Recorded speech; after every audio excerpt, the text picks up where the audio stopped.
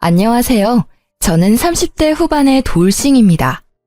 사람의 인내심이란 모두 그 한계치가 다르다고 생각해요.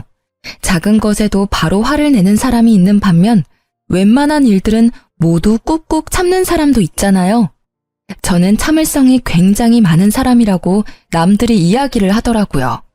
남들에게는 그렇게 보이지만 정작 저는 참을성이 많다기보다는 굳이 크게 신경을 쓰지 않는다에 더 가까운 것 같아요.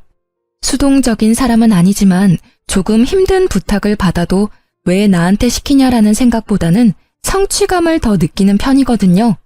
그런데 그런 저에게도 참을 수 없는 일이 있더라고요. 그리고 그 일 때문에 저는 이혼을 하게 됐고요. 10년이 넘는 결혼 생활을 뚝 잘라버린 건 아깝다고 생각할 수도 있겠지만 저에게는 속 시원한 일이었어요. 이혼 전에는 저도 어디에나 있는 며느리였어요. 옷가게에서 일하는 남편과 회사원으로 일하는 저는 맞벌이 부부였고 애는 초등학생 아들 하나에 4살 딸이 하나 있었어요. 그리고 남편은 삼형제 중 둘째였죠. 시부와 이혼한 시모는 시골에서 혼자 살고 있었어요. 그런 시모를 챙기는 건 언제나 제 몫이었어요. 솔직히 차로 2시간 거리라 오고 가기 힘들었지만 남들 챙기는 건 다 챙겼어요. 명절, 생일, 특별한 날, 그리고 매달 한 번씩 내려가서 일을 도와드리곤 했죠. 솔직히 새 며느리 중에 저만큼 한 사람도 없었어요. 손이의 형님은 이때쯤엔 이혼을 한 상태였고 손아래의 동서는 저보다 더 멀리 떨어져 있었거든요.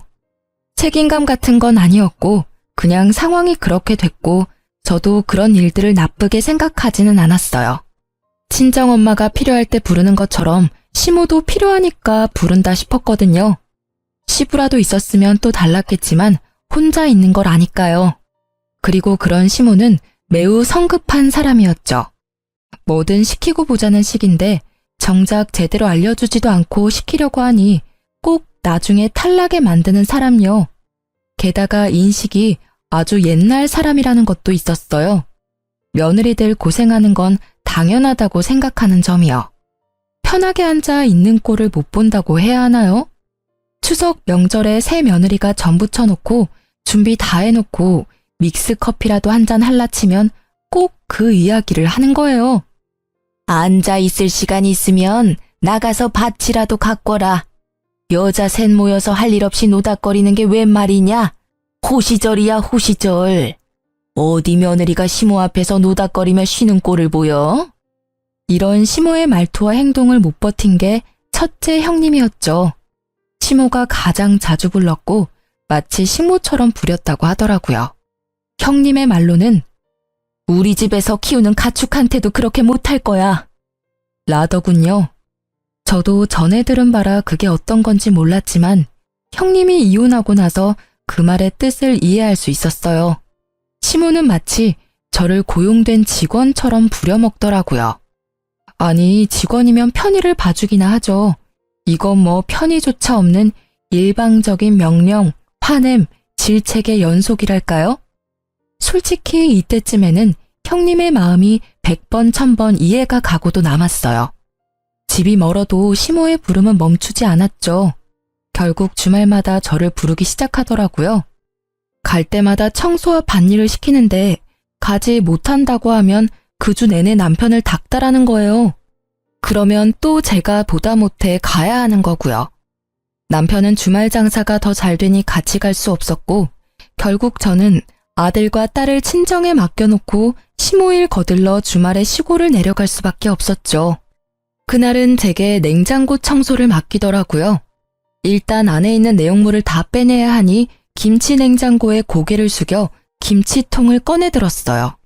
생각보다 무거워서 끙끙대고 있다가 한 번에 훌쩍 들어 올렸는데 무게중심을 잃고 뒤로 한 발짝 디뎠어요. 그런데 디딘 곳에 미끄러운 뭔가가 있더라고요. 그걸 밟고 뒤로 넘어진 저는 뒤쪽에 있던 선반에 엉덩이를 부딪히고 말았어요.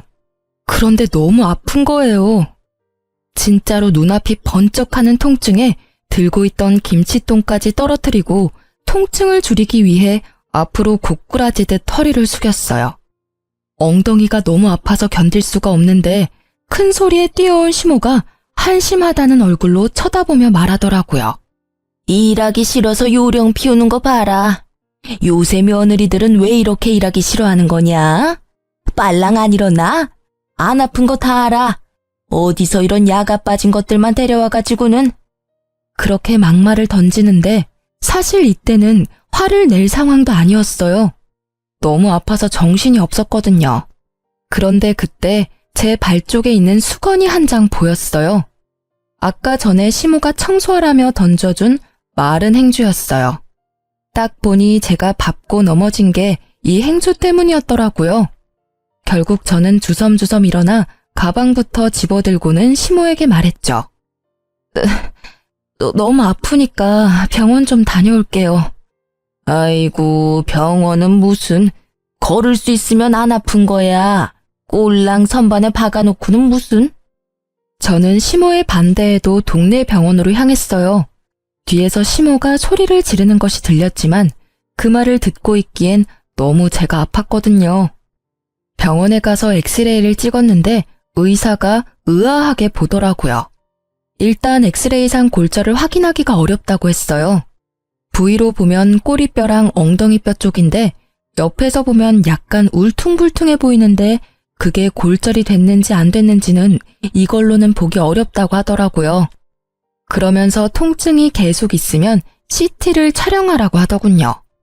저는 골절이 아니길 바라며 일단 진통제를 받아 시댁에 돌아왔어요. 병원에서 별거 없대지? 거 봐라. 꼴랑 약 한 봉지 들고 올 거 뭐하러 병원까지 가서 돈을 써. 돈이 남아 도는구나. 일하기 싫으면 그냥 올라가. 사람 복장 터지게 만들기 전에. 내 자식이지만 어디 가서 저런 것들만 구해오니. 속에서 천불이나. 그 말에 저는 시모에게 고개로 인사를 하고 차에 타고 집으로 돌아갔어요. 정말로 싸울 힘조차도 없었거든요. 차에서도 앉아있는 내내 엉덩이가 너무 아파서 악셀 브레이크 밟는 것도 힘들었거든요. 그나마 길이 잘 닦여 있어서 덜 힘들었지 만약 길이 험했다면 참지 못하고 내려야 했을지도 몰라요. 그날 저녁에 결국 저는 알아 누웠어요. 엉덩이가 아팠으니 배에 베개를 대고 엎드려 있었죠. 도저히 애를 볼 상황이 안 돼서 애들을 친정에 맡겨두고 혼자 끙끙대고 있는데 저녁 늦게 남편이 왔더라고요. 그런데 오자마자 화부터 내는 게 아니겠어요? 당신 도대체 오늘 무슨 일이 있었길래 엄마가 전화와서 난리야. 아니, 일 안 하고 싶으면 처음부터 내려가지를 말지. 왜 내려가서 또 이런 성가신 일을 만들어? 엄마 성격 알면서 꼭 이렇게 부스럼을 만들어야 돼? 나 아픈 거 안 보여? 아파서 집에 왔는데 그게 문제야? 게다가 다친 건 어머님 탓이 더 크다고. 나한테 소리치기 전에 제대로 알아보고 소리쳐. 아니 뭘 어떻게 다쳤다고 그렇게 끙끙대? 엄마 말로는 단순 타박이라는데 뭐가 그렇게 아픈데? 엉덩이 크게 부딪히지도 않았다며. 병원도 갔다 왔고 입원하라 소리도 없었다는데 그냥 일 좀만 해주고 오면 될 일 아니야? 아무리 일이 하기 싫다고 해도 이러면 엄마도 빈정상하지. 나 진짜 아프다고 말했지. 그리고 어머님이 수건을 밑에 던지지만 않았어도 내가 그거 밟고 넘어지는 일은 없었을 거라고. 넘어진 게 내 탓이니? 그리고 내가 아픈데도 무거운 거 들었다 놨다 하는 일을 해야 해. 그러다 내 몸 골병 나면? 애들은 누가 보고 일은 어떻게 해? 남편은 제 이야기에도 전혀 공감하지 않더라고요. 딱 보니 제가 단순 타박이라는 생각 때문에 더 쉽게 보는 것 같더라고요. 그런데 통증이 전혀 가시질 않고 더 심해져서 결국은 다음날 병원을 방문하게 됐어요. CT를 찍었더니 청골이라는 엉덩이 뼈가 골절이 돼서 앞뒤로 갈라져 있더라고요. 병원에서는 입원을 해도 고정 같은 건 못하고 하루 한 번 물리치료는 받을 수 있다고 하더라고요. 아플 때 진통제 정도 놔주고요. 다른 부위면 깁스를 하거나 수술을 할 텐데 엉덩이 뼈는 그냥 그대로 낫게 두는 수밖에 없다고 하더라고요. 입원을 하겠냐는 말에 어차피 안정을 취해야 한다면 집에서 약이나 먹으면서 요양하겠다고 했어요. 의사에게 물리치료는 한 번씩 나와서 받으라는 이야기를 듣고 집에 와서 쉬고 있었어요. 그런데 너무 아파서 집안일을 할 수가 없었어요. 움직이면 통증이 더 심해져서 무리더라고요. 결국 애 하원도 남편에게 부탁했죠. 그런데 남편은 엄청 툴툴대며 집에 오더라고요. 아직도 꾀병이야? 알겠어. 당신 아픈 거 알겠으니까 그만 좀 해. 집안일도 안 해놓고 애는 나한테 맡기고 이쯤하면 되는 거 아니야? 무슨 시위를 이따위로 하는 건데? 시위? 남편의 말에 저도 말이 곱게 나갈 리가 없었죠. 말보다는 보는 게 더 빠를 것 같아서 제가 찍어온 CT 사진을 보여줬어요. 이래도 내가 꾀병이야? 엉덩이 뼈가 찢어져서 앞뒤로 갈렸는데 뭐? 꾀병? 최소 한 달은 쉬어야 한대. 입원하라는데 그냥 왔거든? 그걸 보는 남편의 입은 열리지 않더라고요. 아니, 뼈가 앞뒤로 갈라져서 앉지도 서지도 못하는데 일을 할 수 있었겠어? 진짜 실망이다, 당신. 어떻게 아프다는 마누라 병원 데리고 갈 생각은 하지도 않고 도리어 꾀병이라며 탓을 해? 진짜 부서진 건지 몰랐잖아. 미안해. 남편이 멋쩍은 얼굴로 사과를 하는 그때 남편의 전화가 울렸어요. 시모였죠. 남편은 의뢰하던 대로 스피커폰으로 전화를 받았고요. 애미한테 이번 주말에 집에 와서 일 좀 거들라고 해라. 저번 주에 그렇게 해놓고 가서는 집이 엉망진창이야. 지가 싸지른 건 치워야지. 가란다고 홀라당 집으로 가. 어디 버르장머리 없이. 어머니. 안사람 집에 못 가요. 엉덩이뼈 골절됐대요. 어디서 거짓말이야?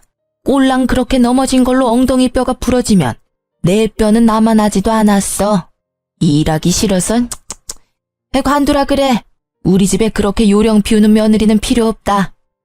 진짜 골절이에요. CT 찍었는데 앞뒤로 갈렸더라고요. 그러니까 어머니, 당분간은 이 사람 말고 다른 며느리 부르세요. 남편의 간곡한 말에도 시모는 의심이 되는지 다음날 집에 왔더라고요. 또 누워있냐? 뭐가 그렇게 아파서 누워있어? 시어머니 오셨으면 발딱발딱 일어나서 맞이해도 모자랄 판에. 어머님, 제가 골절이라고 들으셨잖아요. 못 믿어서 오신 거면 의사 선생님한테 가서 확인하세요. 그러잖아도 물리치료하러 가야 되니까요.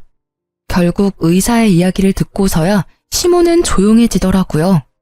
그렇게 집으로 왔는데 남편이 시모에게 전화했더라고요. 집에 오셨으니 집안일 좀 해주고 가시라고. 결국 시모는 씩씩대며 집안일을 해놓고 이틀 뒤에 가셨어요. 시모가 던진 수건 한 장에 넘어지게 됐으니 저한테 뭐라 말은 못하셨죠. 결국 남편의 부탁으로 이틀 동안 제 수발을 들어준 시모를 보니 속이 다 시원하더라고요. 제가 지금 아니면 언제 시모의 수발을 들어보겠어요? 그렇게 시모가 저의 수발을 들고 간 지 얼마 되지 않아 시모에게 연락이 왔더라고요. 저희 집 근처로 이사 오신다고요. 아무래도 첫째 형님 내외 이혼하고 일 부려먹을 사람 없으니 우리 집 쪽으로 이사 오시는 듯 했죠. 걱정이 앞섰지만 설마 지금보다 더 괴롭히겠나 싶은 마음이 컸어요. 그런데 설마가 사람 잡는다고 이사한 날부터 저를 그렇게 괴롭히더라고요.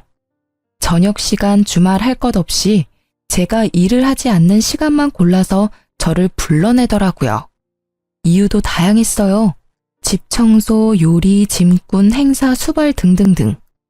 저는 화가 날 대로 났지만 참았어요. 혼자 사는 시모가 힘들 때는 부를 수도 있지 하고 좋게 넘어가려고 했는데 결국 그렇게 넘어갈 수 없는 일이 생기더라고요. 그날은 둘째가 어린이집 다녀온 길이었어요.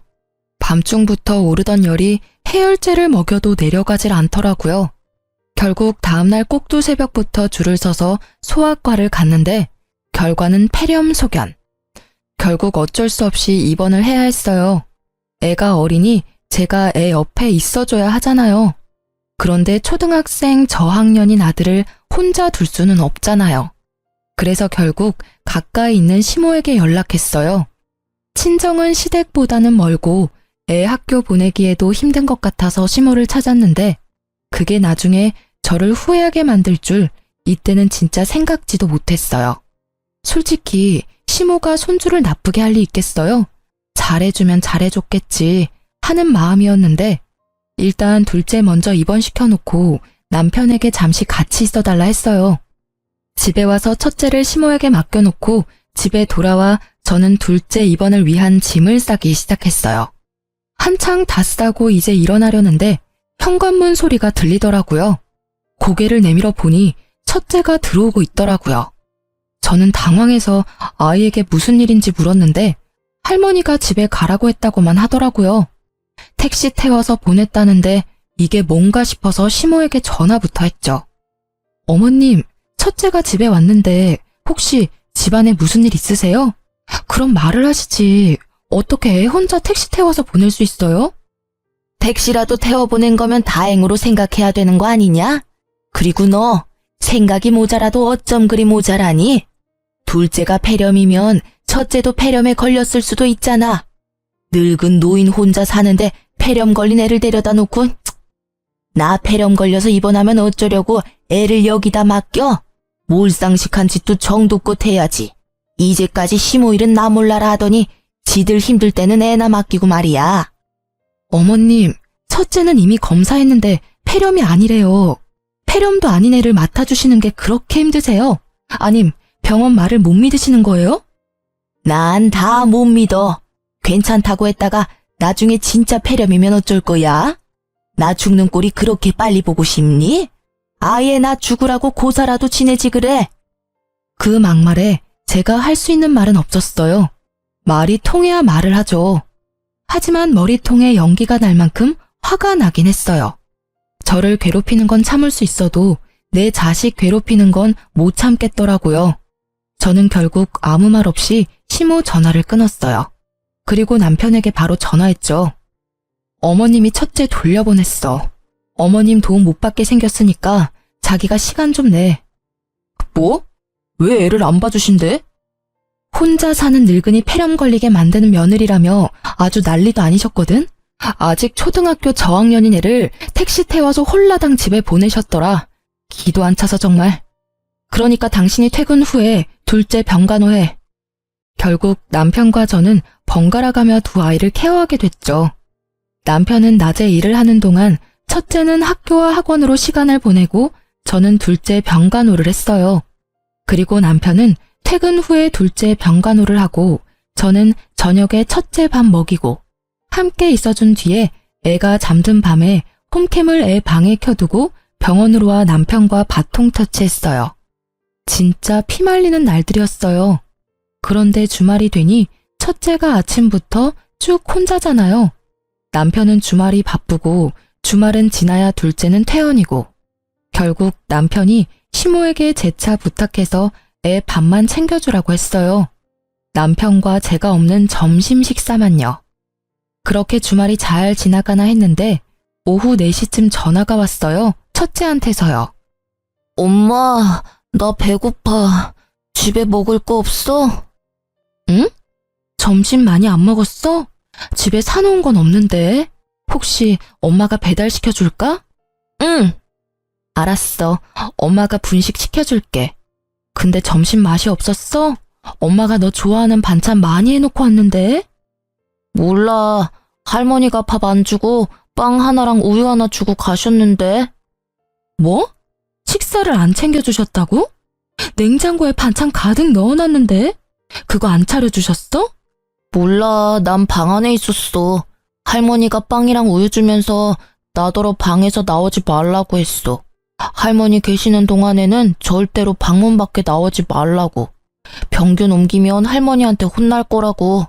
그래서 계속 방 안에 있었는데 너무 배가 고파서. 할머니가 너한테 진짜 그렇게 이야기했어? 저는 경악을 금치 못했어요. 세상에 어느 할머니가 친손주를 병균 취급을 해요? 열받은 저는 남편에게 전화했죠. 당신 어머님 좀 어떻게 해봐. 왜 그러시는 거야 정말? 왜 또 무슨 일인데 일하는데 전화를 해? 웬만하면 집에 가서 하자, 응? 집에 오면 이야기할 시간이라도 있어? 내일도 어머님 우리 집에 오실 건데 애를 병균 취급하면서 방에서 나오지도 못하게 했다고. 여보, 유난 떨지 마. 애가 과장되게 말하는 거겠지. 엄마가 설마 그럴 리가 없잖아. 당신은 당신 엄마를 너무 몰라. 그렇게 하고도 남을 사람이거든? 지금 당장 둘째 병원 앞으로 와. 지금 일하는데 어떻게 가냐고. 말이 되는 소리를 해. 애가 아파서 병원에 입원했는데 왜 일을 못 봐줘? 당신 혼자 일하는 거 아니잖아. 다른 일에는 다른 직원한테 부탁해서 잘도 빠져나오더니 애 아플 때는 왜 못해? 결국 제 말에 남편은 투덜거리며 병원까지 왔더라고요. 저는 그 길로 집으로 갔어요. 첫째 아들이 덩그러니 거실에 앉아서 TV를 보고 있더라고요. 괜찮은가 싶은 마음도 잠시 아들이 몰래 눈물을 훔치더라고요. 아들, 울었어? 왜 울어? 엄마가 여기까지 왔잖아. 뚝해, 응? 엄마, 할머니가 나더러 병균 덩어리래. 엄마한테 전화했다고 나한테 뭐라고 했어. 호로 자식? 근데 그게 무슨 뜻이야? 그건 나쁜 말이야. 할머니들이 가끔씩 쓰는 말인데 너는 몰라도 되는 말이야. 그리고 또 뭐라고 하셨는데? 나한테 싸가지 없는 건 엄마 닮았다고 했어. 근데 싸가지는 뭐야? 부글부글 끓어오르는 속을 꾸역꾸역 눌러 담으며 최대한 아들에게 상냥하게 말했어요. 그런 말도 있는데 나쁜 말이야. 그 말도 기억에서 얼른 지워. 그리고 애탁해서 꼴도 보기 싫대. 애탁? 그게 무슨 뜻인지 몰라서 잠시 생각하던 제 머릿속에 떠오른 단어가 하나 있었어요. 외탁을 했다는 말. 첫째가 저를 닮아서 보기 싫다는 말이었겠죠. 더 이상 저는 시모를 용서하지 않기로 했어요. 애를 달래고 둘째 병원에 와서 저는 시모에게 전화를 했어요. 어떻게 애한테 그런 막말을 하실 수가 있어요? 애가 무슨 죄가 있어서 그런 말을 들어야 하냐고요. 자식 키우신 분이 어떻게 손주한테 그런... 내일 오지 마세요. 제가 알아서 할 테니까요. 그런다고 누가 무서워할 줄 아니? 그리고 내가 못할 말했어? 걔가 병균을 가지고 있으니까 병균이라고 한 거고 널 닮아서 외탁했다고 한 거지. 그나저나 그 애미나 그 자식이나 똑같네. 그걸 또 그새 너한테 일로 바쳤어? 이러니 내가 정이 안 가지. 알겠어요. 정 안 가는 손주 볼 일 없으실 테니까 내일부터 오지 마세요. 그리고 주말에도 저 부르지 마세요. 안 갈 거니까요. 싸가지 없고 꼴 보기 싫은 며느리 싫으시잖아요. 그러니까 부르지 마세요. 부르려면 어머님 아드님이나 부르세요. 그렇게 말하고 전화를 탁 끊었죠. 그리고 시모의 모든 연락을 무시했어요. 그런데 몇 달이 지났을까요? 남편이 시모가 다쳤다고 하더라고요. 계단에서 내려오다가 발목 뼈가 골절이 됐다고 하더라고요. 입원하라는 거 안 하고 집에서 있는다길래 저는 기회다 싶었어요. 남편이 좀 가달라고 하길래 알겠다고 하고 시댁에 내려갔어요. 그리고 제가 뭘 했는지 아세요? 아무것도 안 했어요. 시모가 밥을 차리라는데도 밥 안 차리고 혼자 사온 거 먹고 시모가 화를 내는데도 들은 척 하지도 않았어요. 결국 시모가 열이 받아서 저에게 소리를 꽥 지르더라고요. 너 뭐하러 왔어? 내가 아파서 아무것도 못하는데 여기 와서 나 염장 지르려고 왔냐? 복창 터지게 만들 일 있어? 어머님, 그래서 밥 드시라고 빵 드렸잖아요. 맛있게 드세요. 저희 아들한테도 그렇게 하셨잖아요. 그대로 해주고 있는데 뭐가 그렇게 화가 나세요? 싫으시면 그냥 다른 며느리 부르세요. 내가 못 부를 줄 아냐? 너 이러는 거 내가 아들한테 다 이야기할 거야. 너네 이혼하도록 만들어줄 거라고. 이 나쁜 것. 어디서 이런 짓을 해? 아픈 사람을 데리고?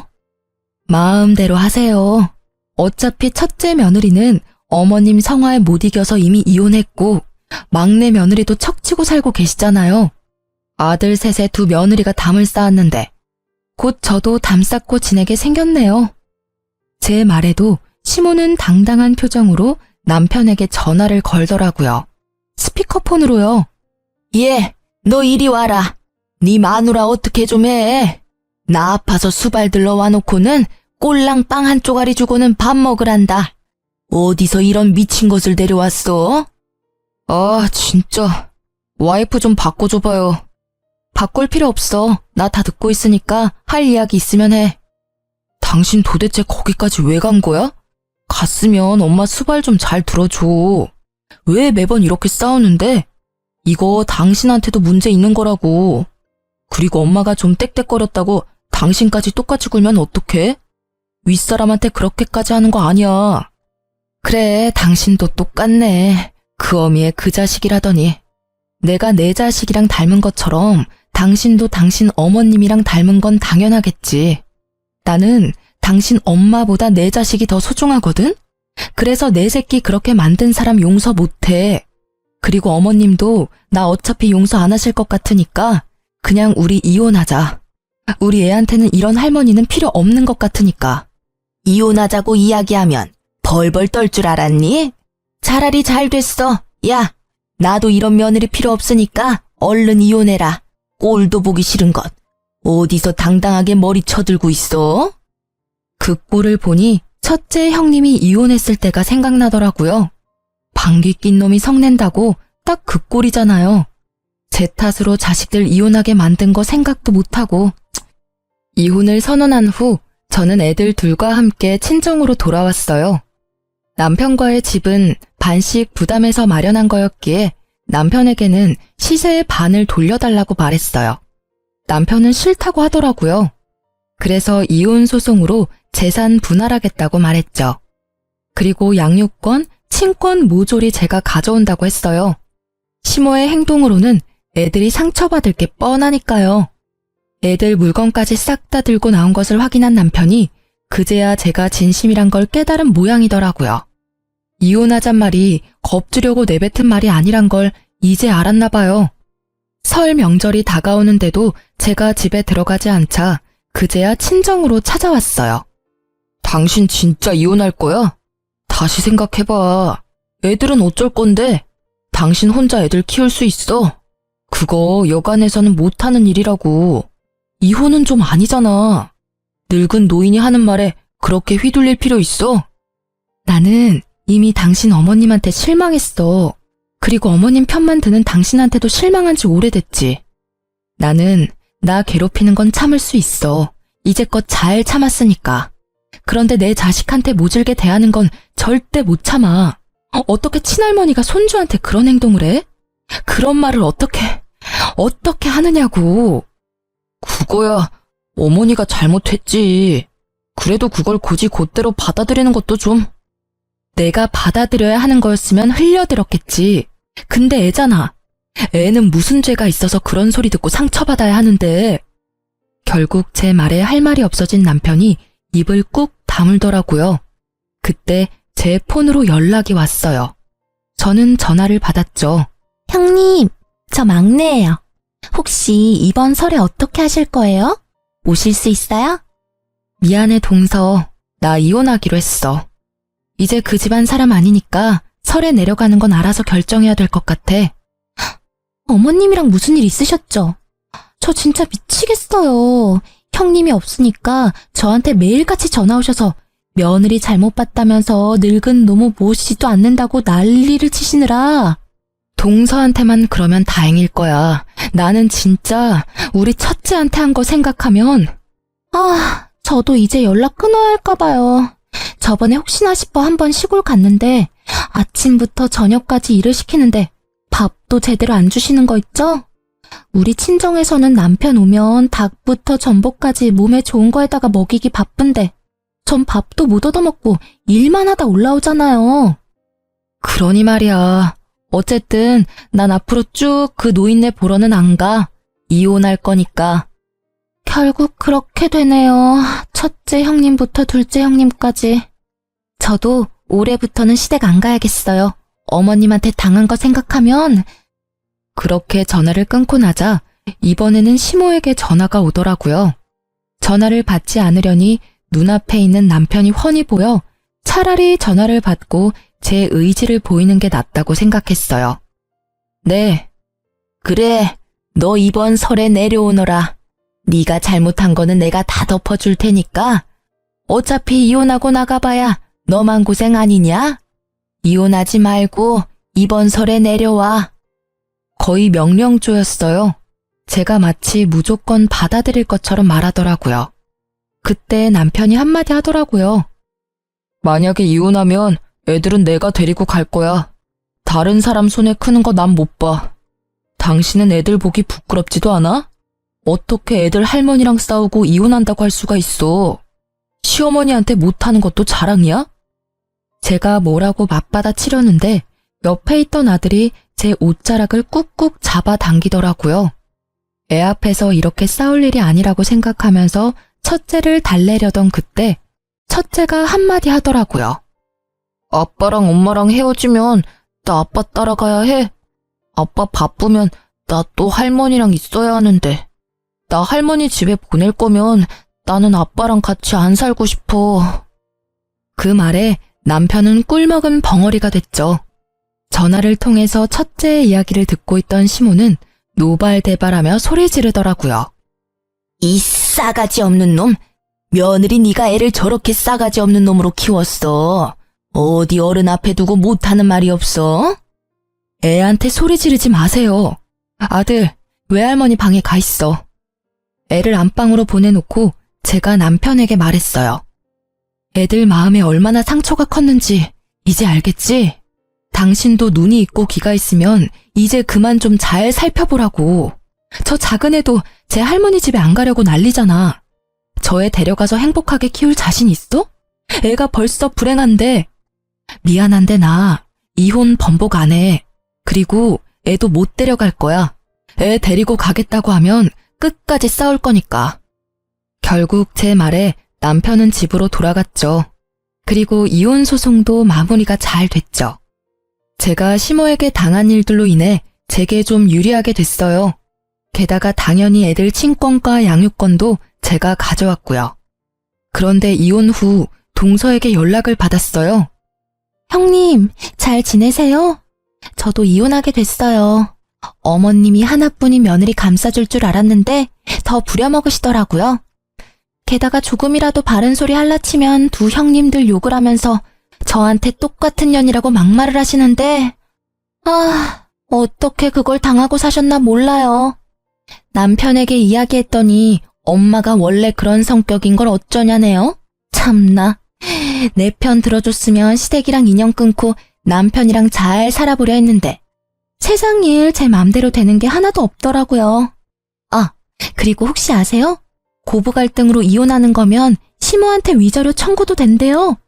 전 제가 당한 일 다 증거 모아서 위자료도 청구했어요. 동서의 말에 저는 웃을 수밖에 없었어요. 형제 셋이 나란히 시모를 이유로 이혼하게 된 것이 너무 웃기더라고요.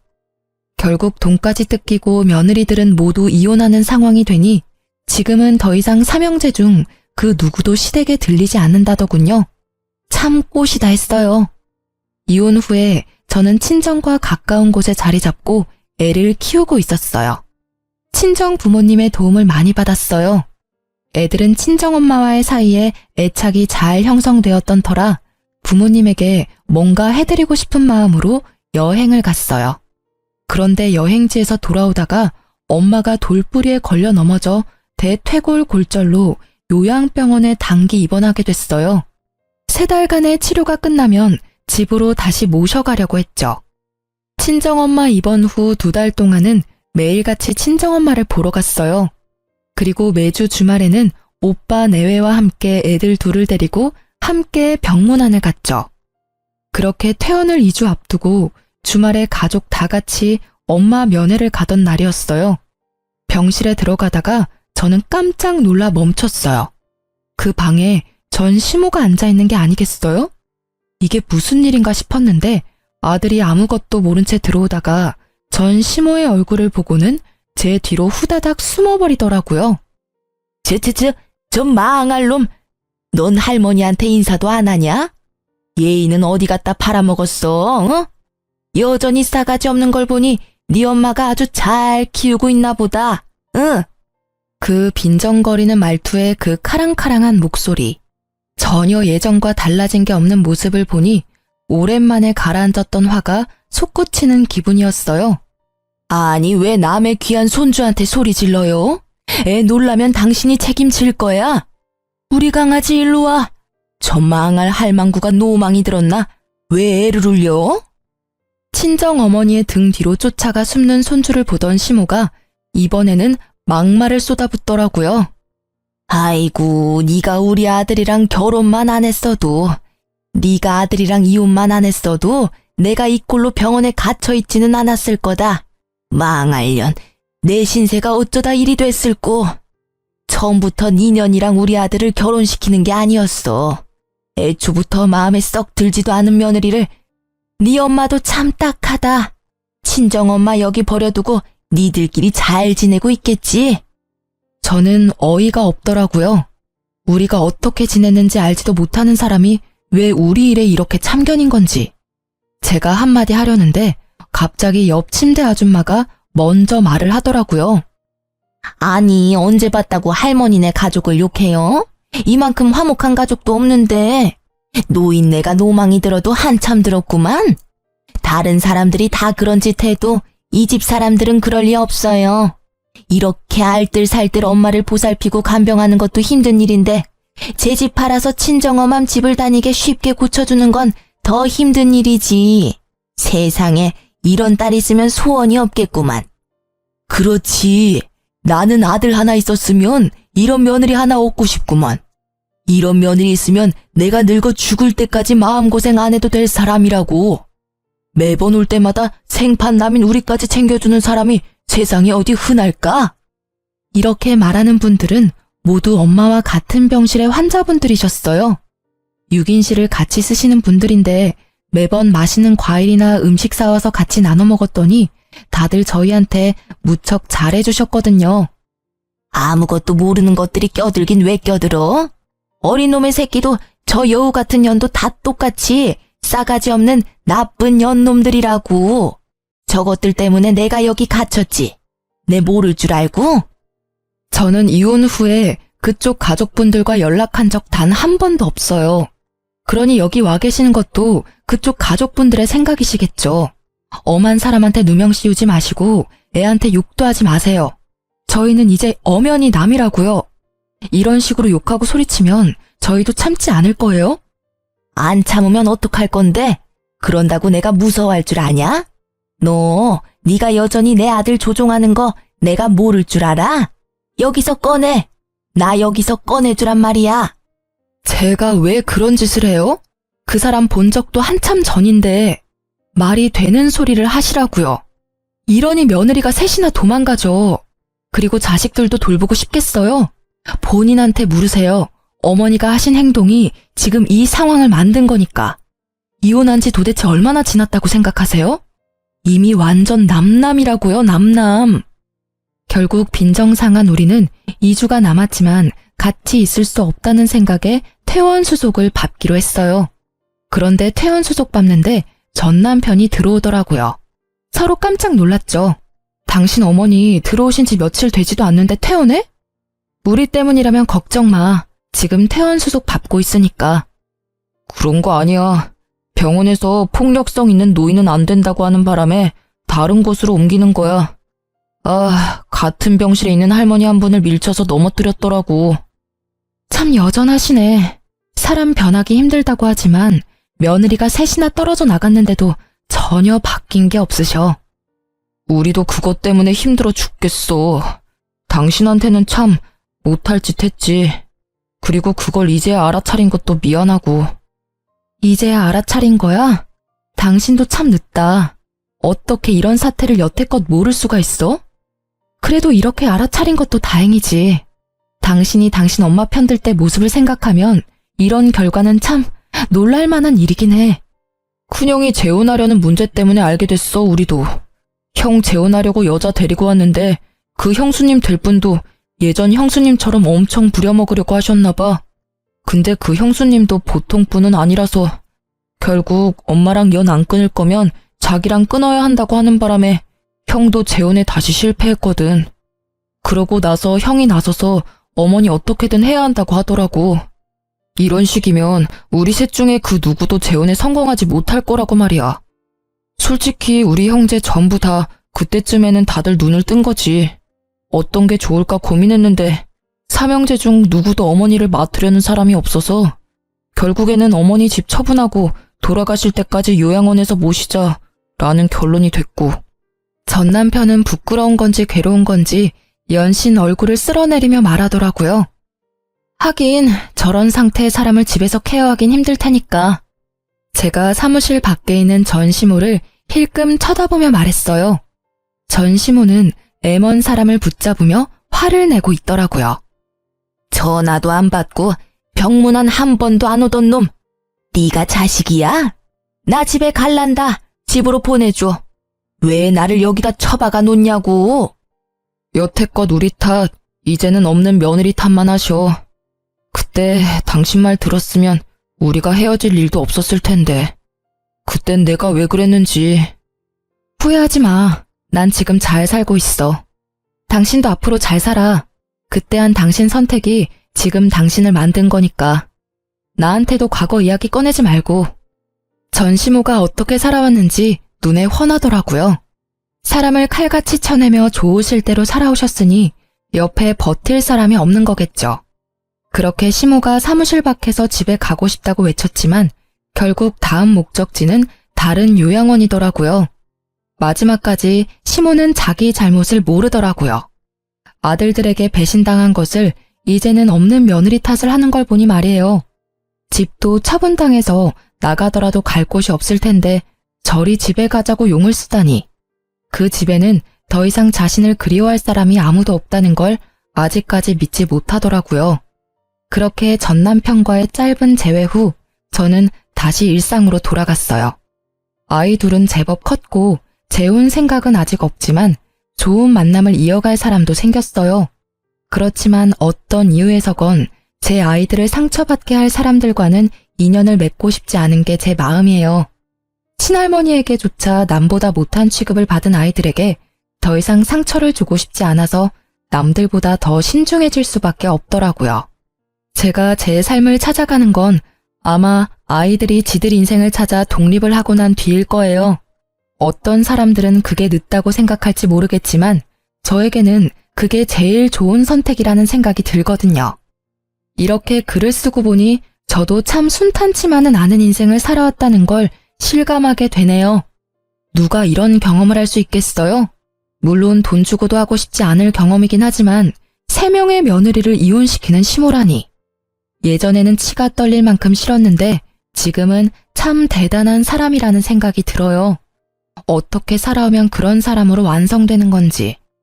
이 글을 쓰면서 예전의 일들을 꺼내보는 것은 그리 즐거운 일은 아니었지만 이왕 꺼낸 김에 이 글을 읽는 분들이 함께 욕하고 화내주시면 제게 큰 위로가 될 것 같아요. 제 사연 들어주셔서 감사합니다.